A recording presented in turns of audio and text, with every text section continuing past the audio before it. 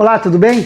Eu vim apresentar para vocês a porta térmica de lareira da Dorgril, um produto feito para resolver aquele problema que as residências têm que possuem uma lareira, que é o cheiro, a fumaça e os odores que uma lareira causa no seu ambiente.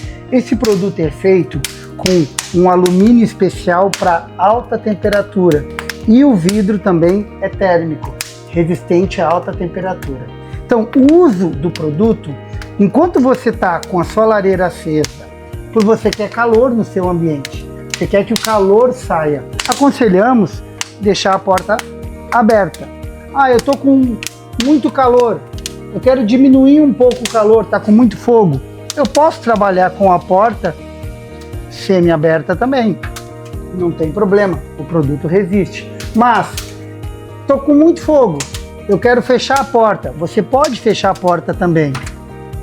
O que irá acontecer? Vai diminuir a transmissão de calor para o ambiente e a tendência é o fogo querer apagar pela falta de oxigênio. Então, se está usando a lareira, o ideal é mantenha a porta aberta. O oxigênio faz com que o fogo fique forte e o calor saia para o ambiente.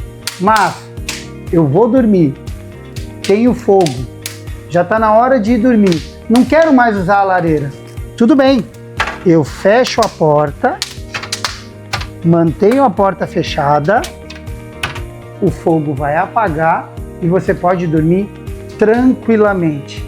E a sua casa no outro dia vai ficar livre daquele cheiro de lenha, de fumaça, de entrada de fuligens que acontece durante a noite, que é muito comum para quem tem uma lareira.